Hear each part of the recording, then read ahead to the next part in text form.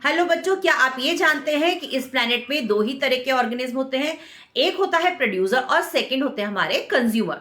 तो देखिए, जो प्रोड्यूसर होते हैं इनके पास ग्रीन कलर का पिगमेंट प्रेजेंट होता है, क्लोरोफिल प्रेजेंट होता है, जिसकी वजह से जो ये ग्रीन कलर के प्लांट्स हैं ये फोटोसिंथेसिस का प्रोसेस करते हैं और ये फूड को सिंथेसाइज करते हैं।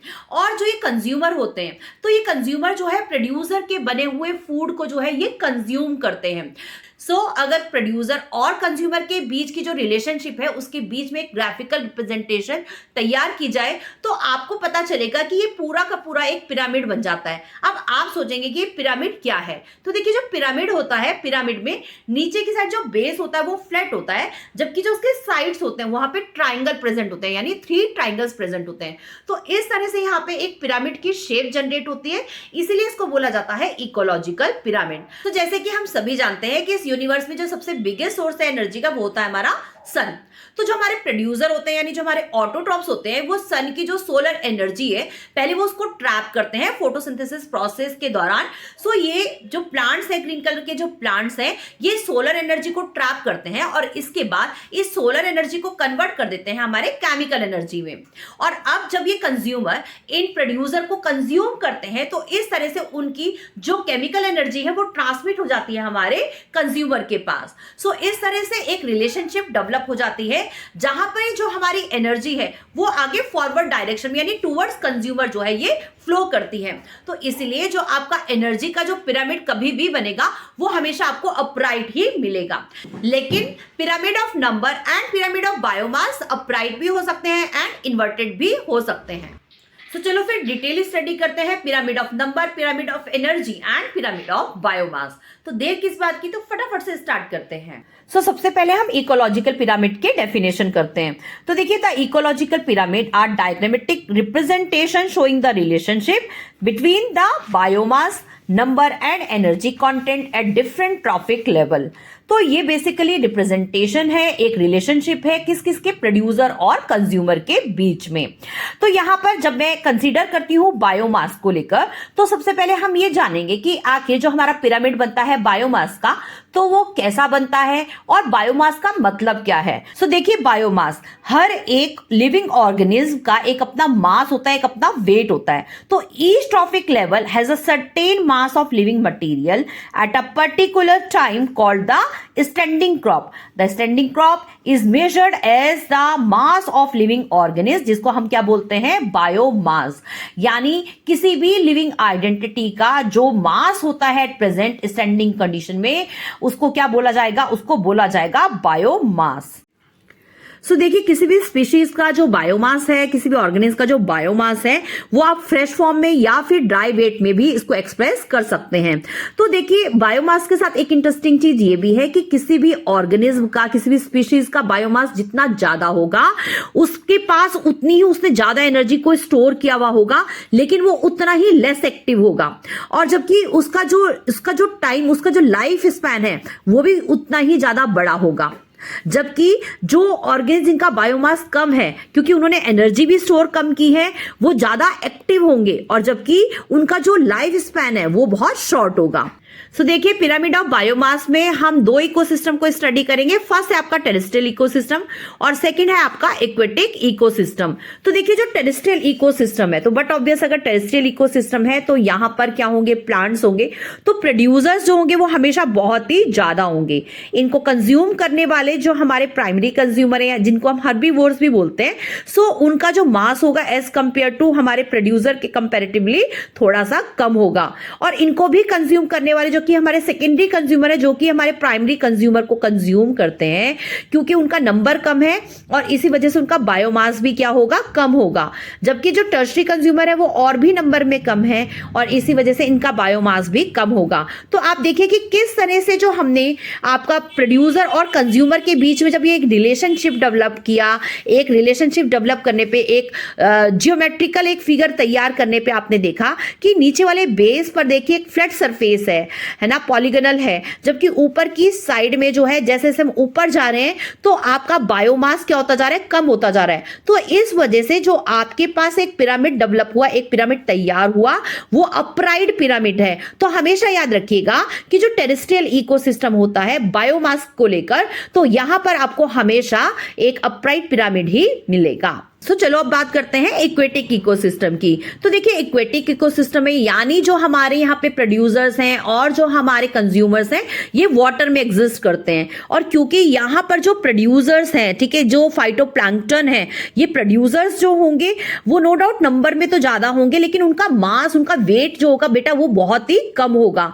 है ना, एज कंपेयर टू आपके primary consumer. Primary consumer number में तो कम है, लेकिन इनके मास की बात करूं, इसके वेट की बात करूं, वैसे आपको मास और वेट के बीच में जो डिफरेंस है फिजिक्स के चैप्टर में आई थिंक बहुत ही अच्छे से क्लियर हो गया होगा, लेकिन क्योंकि हम बहुत ज्यादा वर्ड यूज करते हैं वेट, और वेट से बहुत ही बच्चे फैमिलियर रहते हैं, तो मैं यहां पर वेट ले रही हूं। लेकिन इसमें ना बेटा आपको कोई भी कंफ्यूजन नहीं होना चाहिए, क्योंकि यहां पर ग्रेविटी को इंक्लूड नहीं करते हैं, यहां पे हम सिर्फ जो है ऑर्गेनिज्म के मास को ही कंसीडर करते हैं। तो यहां पर देखिए जो हमारे ऑर्गेनिज्म है, इन ऑर्गेनिज्म का मास जो होगा ना, नंबर में नो डाउट ये बहुत कम है, लेकिन मास को अगर कंपेयर करो तो ये आपकी जो फाइटोप्लैंक्टन है इनसे बहुत ही ज्यादा होते हैं। तो इस तरह से आप देख सकते हो कि यहां पर, और इसके ऊपर जो है आपको जो आपके पास सेकेंडरी कंज्यूमर आएंगे या टर्शरी कंज्यूमर आएंगे, तो आप देखेंगे कि उनका नंबर तो नो डाउट बहुत कम है, लेकिन इनको कंज्यूम करने वाली, जैसे फिश है, तो ये जो फिश है इसका जो बायोमास होगा वो बहुत ही ज्यादा होगा। तो देखिए हमेशा जो एक्वेटिक इकोसिस्टम होता है बायोमास को लेकर जो पिरामिड होगा, ठीक है, तो पिरामिड ऑफ बायोमास वो हमेशा आपको जो है वो अपराइट नहीं मिलेगा, बल्कि वो आपको हमेशा इन्वर्टेड मिलेगा। तो चलो बात करते हैं पिरामिड ऑफ एनर्जी। सो देखिए जो हमारे प्रोड्यूसर होते हैं वो सोलर एनर्जी को ट्रैप करते हैं और उसको कन्वर्ट कर देते हैं केमिकल एनर्जी में, और इसके बाद जो हमारी प्लांट की यानी जो हमारे ऑटोटॉप्स है, जो यानी जो प्रोड्यूसर्स हैं, वो अपने पास स्टोर करके रखते हैं केमिकल एनर्जी को, जो कि हमारे कंज्यूमर जो है वो इन प्रोड्यूसर को जब कंज्यूम करते हैं तो उसके बाद जो एनर्जी है उनमें ट्रांसमिट हो जाती है। सो यहां पर हम देखते हैं पिरामिड ऑफ एनर्जी की definition. So the pyramid of energy shows the rate of energy flow at successive trophic level. So किस तरह से जो हमारी एनर्जी है वो ट्रांसमिट हो रही है, वो कहां पर, प्रोड्यूसर से कंज्यूमर में ट्रांसमिट होती जा रही है। तो यहां पर देखिए कि क्योंकि प्रोड्यूसर ने सोलर एनर्जी को ट्रैप किया, तो यहां पर सबसे बिगेस्ट अमाउंट एनर्जी का यहां पर इन्होंने स्टोर किया होगा केमिकल एनर्जी के फॉर्म में।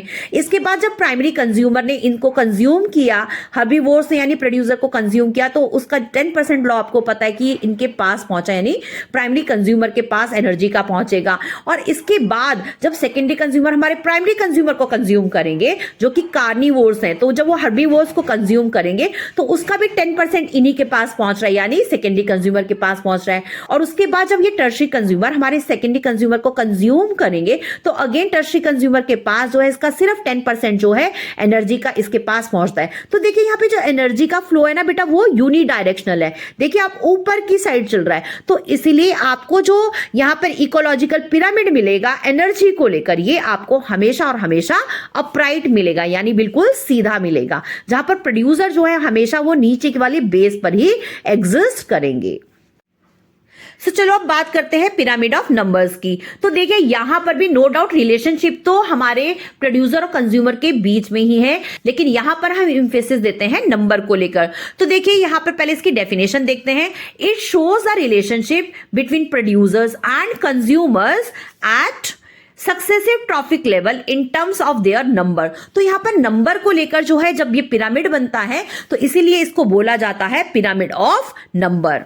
सो देखिए बात करते हैं अगर हम फॉरेस्ट इकोसिस्टम की, तो फॉरेस्ट इकोसिस्टम में भी नो डाउट जो हमारे प्रोड्यूसर्स होंगे वो बहुत ज्यादा नंबर में होंगे, उनको कंज्यूम करने वाले जो कंज्यूमर होंगे, हर्बीवोर्स जो होंगे वो थोड़े से कम होंगे, और इस तरह से जो आपके सेकेंडरी कंज्यूमर भी उनका जो नंबर है वो भी कम है, और टर्शरी कंज्यूमर का नंबर आपके सेकेंडरी कंज्यूमर के नंबर से कम है। तो इस तरह से यहां पर भी आपको एक अपराइट जो है पिरामिड देखने को मिलता है। इसके बाद बात करते हैं हम आपके पैरासिटिक फूड चेन की। अब देखिए पैरासिटिक फूड चेन है यहां पर, तो देखिए पैरासिटिक फूड चेन में जैसे यहाँ पर ट्री का नंबर तो एक ही है, लेकिन ट्री पर रहने वाली बर्ड्स का नंबर क्या है, ज्यादा, जो कि क्या है, हमारी हर्बीवोर्स हैं। तो यहाँ पर आपका जो फर्स्ट यानी प्राइमरी कंज्यूमर है आपके, जो कि प्लांट के ऊपर सर्वाइव कर रहे हैं, प्लांट के ऊपर रह रहे हैं, जबकि प्लांट का नंबर तो एक है, लेकिन यहाँ पे बर्ड्स के नंबर आप देख सकते हो कितने सारे बर्ड्स हैं। अब इन बर्ड्स के ऊपर जो पैरासाइट रहते हैं उनका नंबर इनसे भी ज्यादा है। तो यहाँ पर आप देख सकते हैं कि जो लाइस और बग्स हैं जो कि पैरासाइट्स हैं, कहां पर, हर्बीवोर्स पर हम कंसीडर कर रहे हैं अभी, तो इनका नंबर इनसे ज्यादा है, तो इसके टॉप पर ये एग्जिस्ट करते हैं। और आपका जो आपके लाइस बग्स यानी जो आपके पैरासाइट है, इनके ऊपर भी जो आपके डिकम्पोजर्स होते हैं जैसे कि बैक्टीरिया, फंगस, तो इनका नंबर उनसे भी ज्यादा होता है। तो अगर बात करें आपकी पैरासिटिक फूड चेन की, तो ये आपको हमेशा और हमेशा इन्वर्टेड ही मिलेगा, क्योंकि डिकम्पोजर का नंबर जो होता है वो हमेशा बहुत ज्यादा होता है as compared to the consumer and producer. So देखिए, बात करूं अगर मैं लिमिटेशन ऑफ इकोलॉजिकल पिरामिड को लेकर, तो जो हमारे इकोलॉजिकल पिरामिड है इसमें कुछ लिमिटेशन है, कुछ वीकनेस है, कुछ ड्रॉबैक है।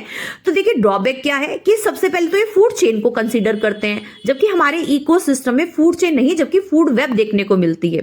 यहां पर इन्होंने डिकम्पोजर को कोई भी प्लेस नहीं दिया है। तो देखिए, डिकम्पोजर का होना इकोसिस्टम में तो बहुत इंपॉर्टेंट है, जबकि यहां पर डिकम्पोजर कहीं पर भी देखने को आपको नहीं मिलते हैं।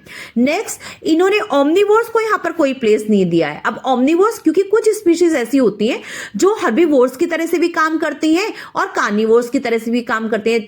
सो देखिए, जो ओमनिवोर्स होते हैं ऑर्गेनिज्म, वो हर्बीवोर्स की तरह से भी काम कर सकते हैं और वो कार्निवोर्स की तरह से भी काम कर सकते हैं। जैसे बात करते हैं हम स्पैरो को लेकर, तो देखिए स्पैरो जो है वो कभी तो ग्रेन ईटर बन जाती है, यानी वो हर्बीवोर्स की तरह से काम करती है, जबकि कई बार जो है वो मीट ईटर बन जाती है, तो उस टाइम पे वो कार्निवोर्स की तरह से काम करती है। तो ये भी बहुत बड़ा ड्रॉबैक है हमारे इस इकोलॉजिकल पिरामिड का कि इन्होंने ओमनिवोर्स को इसमें कहीं पर भी प्लेस नहीं दिया है। आई होप सो कि इकोलॉजिकल पिरामिड आपको बहुत ही अच्छे से क्रिस्टल क्लियर हो गए होंगे। तो मिलते हैं देन एक न्यू वीडियो में न्यू टॉपिक के साथ। Till then bye bye.